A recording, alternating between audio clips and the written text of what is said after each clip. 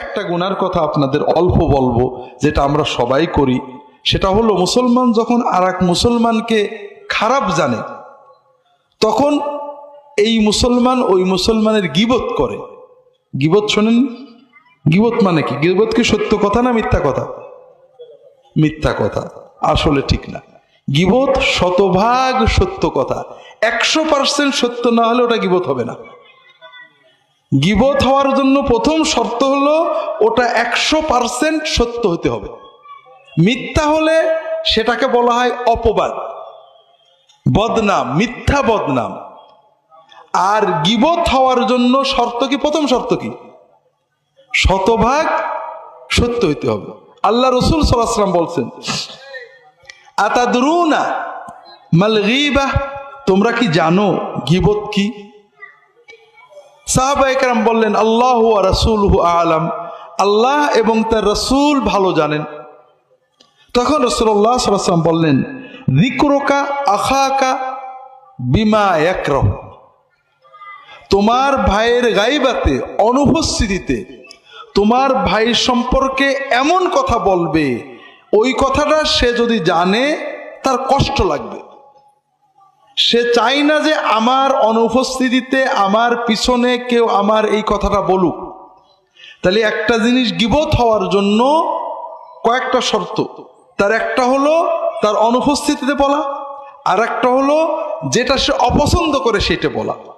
সাহাবীরা প্রশ্ন করলেন, ইয়া রাসূলুল্লাহ আরাইতা ইন কানা ফি আখি মা আকুল, ইয়া রাসূলুল্লাহ, আমি যেটা বলছি সেটা সত্য হয়, আমার ভাইয়ের অনুপস্থিতিতে তার পিছনে আমি এমন একটা কথা বলছি যেটা সত্যই তার ভিতরে আছে।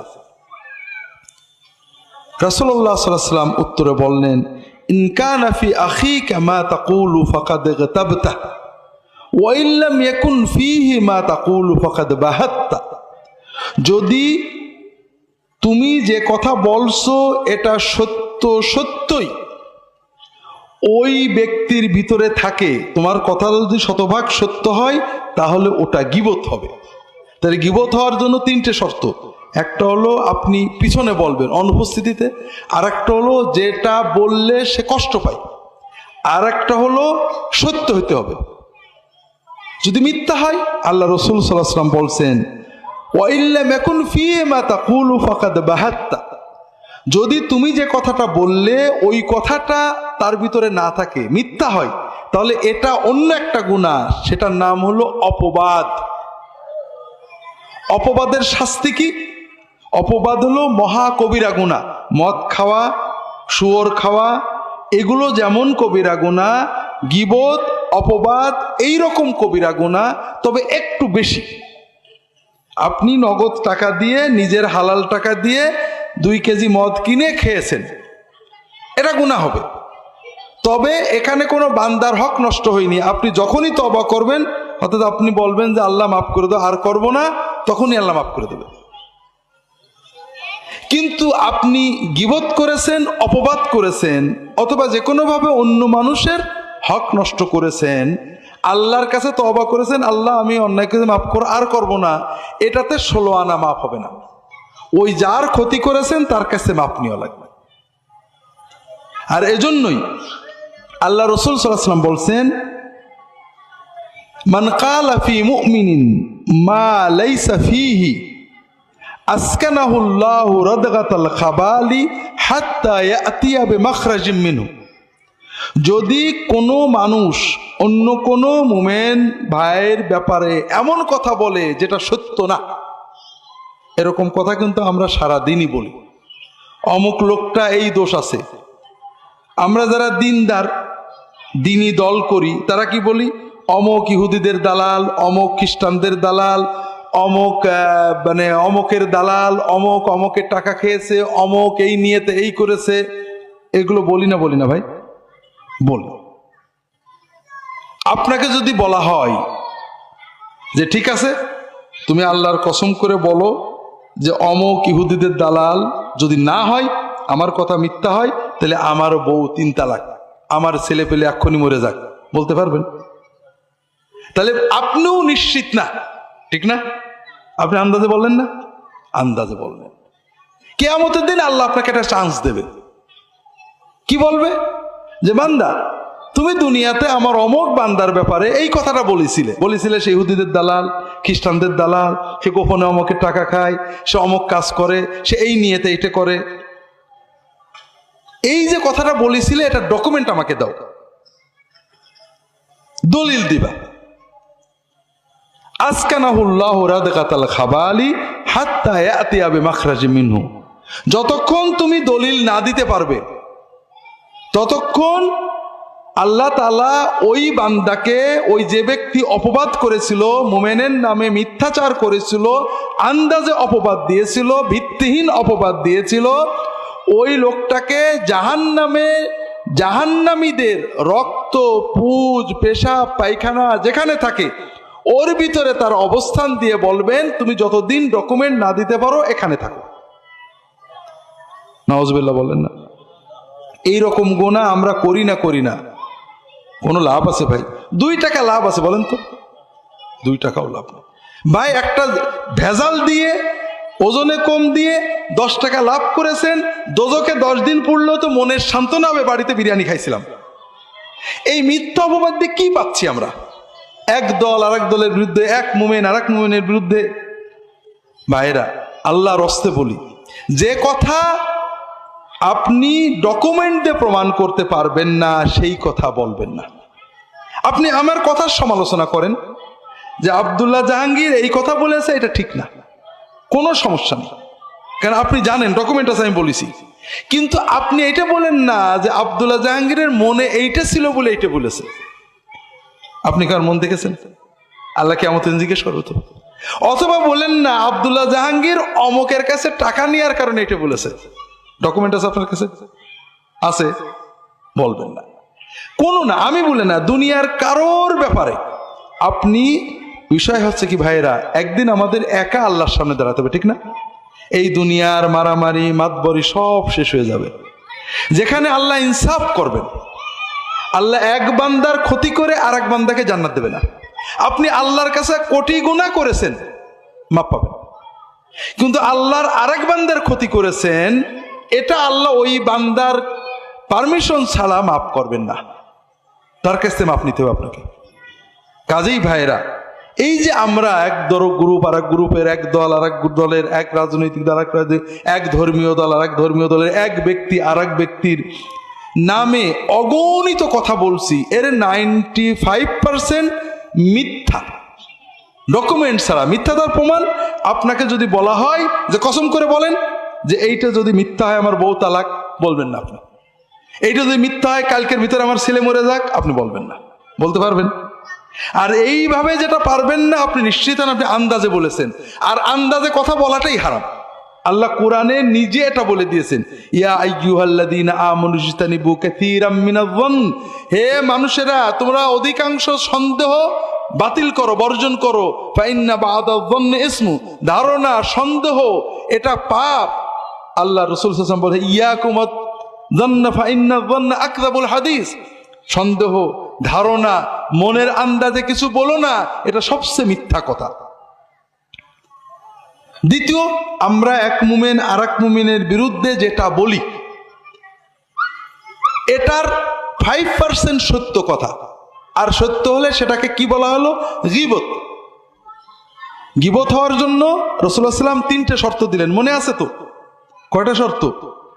1 নম্বর সত্য হইতে হবে, 2 নম্বর তার পিছনে হইতে হবে, 3 নম্বর যে কথা বললে সে কষ্ট পায় এরকম কথা হইতে হবে। আমরা অনেক সময় মনে করি ওর আমরা সামনেও বলতে পারি, বলেন না? বলেন না? সামনে যেটা বলতে পারেন সেইটা পিছনে বলাই হলো মহা কবিরা গুনাহ, গীবত। আল্লাহ কোরআনে এই আয়াতে বলছেন, ইয়া আইয়ুহাল্লাযীনা আমানু ইজতানিবু কাসীরাম মিনায-যন্নি ইন্না বা'দায-যন্নি ইসম ওয়ালা তাজাসসু ওয়ালা ইয়াগতাব বা'দুকুম বা'দা। তোমরা একে অপরের দোষ খুঁজে বেড়ায়ো না, আর দোষ খোঁজা ছাড়াও যদি কোনো গোপন দোষ জানো, কেউ কারোর পিছনে গীবত করো না। আইয়ুহিব্বু আহাদুকুম আইয়াকুলা লাহমা আখিহি মাইতাম ফাকারিহতুমু, তোমরা কি চাও তোমার মরা ভাইয়ের গোশতটা খাও? চান নাকি? ভাই মরা গেছে, 1-1.5 মণ গোশত আছে, কবরে দিলে তো পোকাই খাবে, লস হবে, কাজে ফ্রিজে রেখে দিই, কেটে কেটে রান্না করে খাবো, এরকম চিন্তা মনে আসে নাকি? যদি মনে কেউ বলে তাহলে কি ঘৃণা আসে না লোভ আসে? ঠিক গীবতের পরে এরকম ঘৃণা আসলে তখন বুঝবেন যে আপনি মুমিন হয়েছেন, ওলি হয়েছেন, যার জবান আল্লাহর হুকুমে চলে। দু একটা হাদিস বলি ভাইয়েরা, আল্লাহ রাসূল সাল্লাল্লাহু আলাইহি ওয়াসাল্লাম গীবতকে কত ভয়ঙ্কর ভাবে নিন্দা করেছেন। হযরত রাসূলুল্লাহ সাল্লাল্লাহু আলাইহি ওয়াসাল্লাম বসে আছেন, রাসূলুল্লাহ সাল্লাল্লাহু আলাইহি ওয়াসাল্লামের পাশে তার স্ত্রী আয়েশা রাদিয়াল্লাহু তাআলা আনহা বসে আছেন। আয়েশা রাদিয়াল্লাহু তাআলা আনহা বসে কথা বলছেন।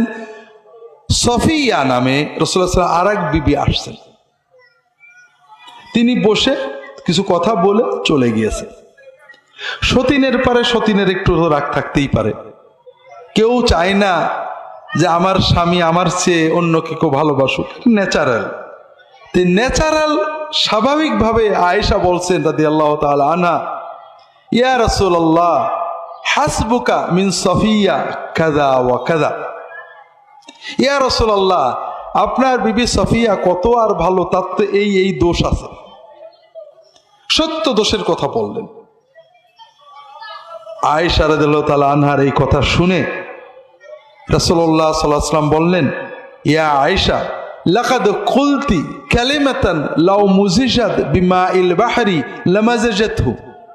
আয়েশা, তুমি এই যে একটা সত্য কথা বললে, সফিয়ার একটা সত্য দোষের কথা তুমি তার পিছনে বললে, এই কথাটার ভিতরে এত গুনাহ, এত পাপ, এত নোংরা, এত দুর্গন্ধ আছে যে এই কথাটাকে যদি সমুদ্রের পানিতে ফেলে দেওয়া হয় পুরো পানি নাপাক হয়ে যাবে।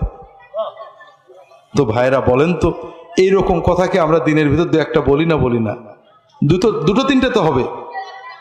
হ্যাঁ, দুজন মহিলা, পাঁচজন মহিলা এক জায়গা হলে অমুক মহিলা না এইরকম দুল পরে, আরে আর কোনো জায়গায় দেখিনি, অমুকের বাড়িতে গেছিলাম, এই নাস্তা দিয়েছে, কোনোদিন যেন খাইনি, এই শাড়ি পরেছে, এগুলো আছে না নেই ভাই? লাভ হচ্ছে না লস হচ্ছে? ভাইরা, সবচেয়ে কঠিন জিনিস বোঝেন, এই যে আমরা এই কথাগুলো বলছি, এটার সবচেয়ে কঠিন বিষয়টা কি?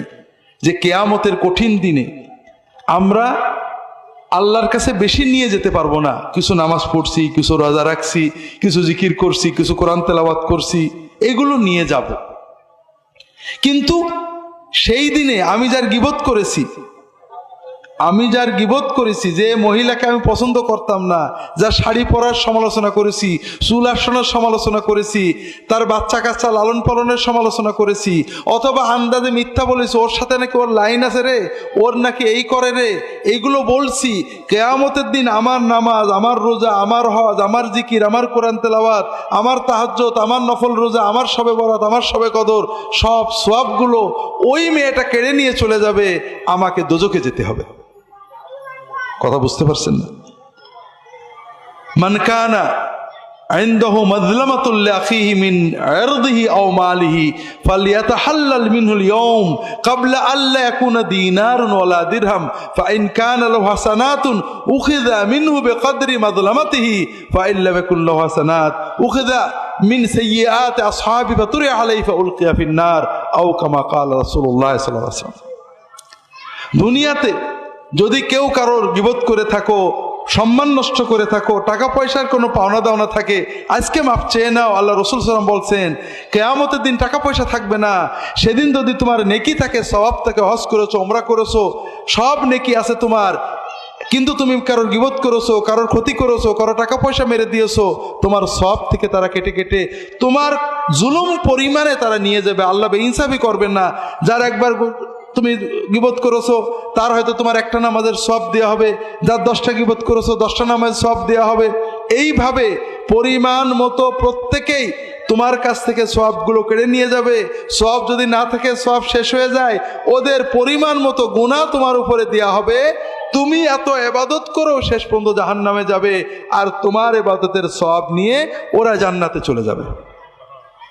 কথা বুঝতে পারেননি ভাই? এই যে দুর্ভাগ্য, এটা আমাদের কারণ না হোক ভাইয়েরা। সবাই সচেতন হই, আমরা ভালো কথা বলবো, নিজেদের পরস্পরের গুনার কথা আলোচনা করব, পরের দোষ আলোচনা না করি। অন্য হাদিসে আল্লাহ রসুল সাল্লাল্লাহু আলাইহি ওয়াসাল্লাম সফরে গিয়েছেন। সফরে দুজন সাহাবী আবু বকর ওমর রাদিয়াল্লাহু তাআলা আনহুমা একজন আরেকজন সাহাবীকে খাদেম হিসেবে বেতন দিয়ে নিয়েছেন যে আপনি আমাদের একটু খেদমত করবেন। একদিন ফজরের পরে একজন আরেকজনকে বলছেন, সকালে তো নাস্তা করা দরকার, আমাদের খাদেম ভাই কই?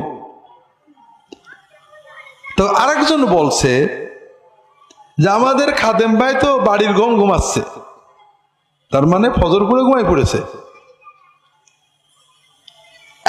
দ্বিতীয় দিনে তিনি শুনলেন, কথা বললেন না।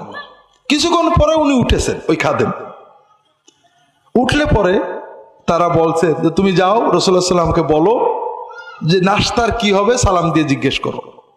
তো গেছে, সালাম দিয়ে বলছে ইয়া রাসূলুল্লাহ অমুক অমুক আমাকে পাঠিয়েছেন, নাস্তার কি হবে? তখন রাসূলুল্লাহ সাল্লাল্লাহু আলাইহি ওয়াসাল্লাম ওকে বললেন যে কেন নাস্তা হবে কেন? ওদেরকে সালাম দিয়ে বলো, ওরা তো সকালে নাস্তা করেছে, আবার নাস্তার দরকার কি? উনি তো বোঝান না কিছু। উনি আসছেন, রাসূলুল্লাহ সালাম দিয়ে বললেন যে আপনারা নাকি সকালে নাস্তা করেছেন। ওনারা বুঝেছেন নিশ্চয় গড়বড় হয়েছে, হাওয়া মাও করে ছুটে চলে গেছেন, ইয়া রাসূলুল্লাহ আমরা নাকি নাস্তা করেছি। বলে হ্যাঁ, তোমাদের ভাই যখন ঘুমিয়েছিল তোমরা ওর কাঁচা গোশত খেয়েছিলে, তোমাদের দাঁতের ফাঁকে এখনো গোশত লেগে রয়েছে। ইয়া রাসূলুল্লাহ আমাদের জন্য আল্লাহর কাছে মাফ চান। না, আমি মাফ চাইলে হবে না, ওর কাছে মাফ চাও, ও মাফ করলে হবে। আল্লাহু আকবার। এরকম কথা আমরা মাঝে সাথে বলি না ভাই? কত বলি ভাই, কি দরকার ভাইরা? যে কথাটা তার কাছে বললে, তার কানে গেলে আপনি খুব হিসাব করেন এই কথাটা ওই লোকটা যে শোনে যে আমি বলেছিলাম কষ্ট পাবে কিনা, বলেন না? কোনো দরকার নেই তো আমাদের বলার। এগুলো না বলে আমরা খুব ভালো থাকতে পারি ভাই, কোনো কষ্ট হবে না, ব্যবসায় লস হবে না, টাকা পয়সার কোনো বরকত নষ্ট হবে না, পরিবারের অশান্তি হবে না। শুধু আমরা এই পাপগুলো করি। আর এক ঘটনায় রাসূলুল্লাহ সাল্লাল্লাহু আলাইহি ওয়াসাল্লাম সফরে যাচ্ছেন, সময় দেওয়া আছে, সাহাবীরা আসবে, সবাই একসাথে যাবেন। সবাই আসছে, একজন আরেকজনকে বলছে যে আমাদের অমুক ভাই কই গো? সে আবার উত্তর দিচ্ছে যে আমাদের অমুক ভাই তো সাজতে গুছতেই ফিঙে রাজা, কাপড় চোপড় রেডি হতেই দেরি হয়ে যায়। একটু মস্করা করে বলেছে। রাসূলুল্লাহ সাল্লাল্লাহু আলাইহি ওয়াসাল্লাম শুনেছেন, কিছু বলেননি। পরে যাত্রা শুরু হয়ে গেছে। কিছু দূরে যেয়ে মরুভূমির ভিতরে যেয়ে দেখেন যে একটা গাধা, বন্য গাধা মরে লাশটা পা উঁচু করে উল্টে, মরা লাশ, শুকনো পচা লাশ। তখন রাসূলুল্লাহ সাল্লাল্লাহু আলাইহি ওয়াসাল্লাম একটু দাঁড়িয়ে বলছেন অমুক অমুক কই গো? ওই দুইজনকে ডেকেছেন। ওই দুইজন আসছে, ইয়া রাসূলুল্লাহ লাব্বাইক। বলে শোনো, ইযহাবা ফাকুলা মিন জিফাতি হাযাল হামার, যাও এই যে মরা গাধাটা আছে ওর গোশত খাও। ইয়া রাসূলুল্লাহ এটা কি সম্ভব? রাসূলুল্লাহ সাল্লাল্লাহু আলাইহি ওয়াসাল্লাম বললেন ওই যে আসার আগে তোমাদের অনুপস্থিত ভাইয়ের ব্যাপারে যে সমালোচনা করছিলে, তার ব্যাপারে যে আপত্তিকর মন্তব্য করছিলে, ওইটাতে যে গুনাহ হয়েছে, যে নোংরামি হয়েছে, এই মরা গাধার গোশত খেলে তার চেয়ে কম নোংরামি হবে। তো ভাইরা, এই গীবতটা কোথার থেকে আসে? এই শত্রুতা থেকে। আপনি যাকে ভালোবাসেন তার কিন্তু গীবত করতে পারেন না। কাজে আপনি যখন সকল মুমিনকে ভালোবাসবেন, আহা আমার মুমিন ভাই যত গুনাহ করে আল্লাহর মাফ করে দাও, দেখবেন আপনার মুখ থেকে গীবত বেরোবে না। কথা কি বুঝতে পেরেছেন? এই গীবতের মতো মহাপাপ, মরা ভাইয়ের গোশত খাওয়ার মতো পাপ, শুয়োরের গোশত খাওয়া, মদ খাওয়া, শিয়াল খাওয়া, যাই খান না কেন, মরা খাওয়া, এগুলো কখনো কখনো আল্লাহ তাআলা বলেছেন জরুরতে খাওয়া যায়, জান বাঁচাতে খাওয়া যায়, কিন্তু গীবত করা যায় কোরআন হাদিসে কোথাও নেই। একান্ত শুধুমাত্র মানুষের জীবন বাঁচাতে বলা যেতে পারে। যেমন একজন মেয়ে বিয়ে দেবে, একজন চাকরি দেবে, ভাই অমুকের চাকরি দেব, লোকটা ভালো কিনা, তখন আপনি তার দোষ থাকলে বলতে পারেন, যেন লোকটা ক্ষতিগ্রস্ত না হয়। কথা কি বুঝতে পেরেছেন? এছাড়া কখনো ইচ্ছা করে কারোর কোনো গোপন দোষের কথা বলবেন না। না বললে কি হবে? আল্লাহ রসুল সাল্লাল্লাহু আলাইহি ওয়াসাল্লাম বলছেন, মান সাতারা মুসলিমান সাতারাহুল্লাহু ফিদ দুনিয়া ওয়াল আখিরাহ।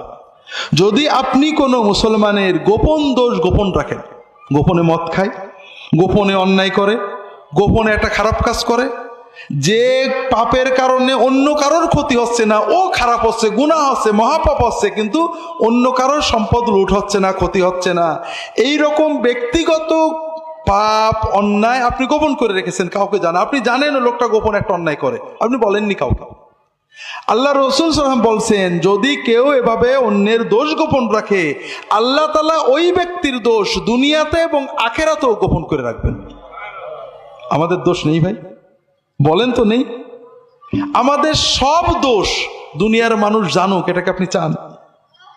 যদি আপনি চান যে আল্লাহ তাআলা যিনি সব দোষ জানেন আমার দোষগুলো গোপন করে রাখুক, তাহলে আপনি আল্লাহর বান্দাদের দোষ গোপন করে রাখবেন। জানলে বলবেন না, কারোর কাছে বলবেন না। হ্যাঁ, যদি এমন কিছু হয় যে দোষটার কারণে কারোর ক্ষতি হয়ে যাবে, শুধু ক্ষতি থেকে বাঁচানোর জন্য যতটুকু বলা দরকার বলতে পারে, অথবা যার কাছে বললে সংশোধন হতে পারে তাকে বলতে পারেন, তবু এইটুকু বলবেন যেটুকু না বললে নয়। যেমন শুয়োরের গোশত প্রয়োজন ছাড়া, জীবন বাঁচানো ছাড়া খাবো না, কারোর দোষের কথা কারোর কাছে বলবো না।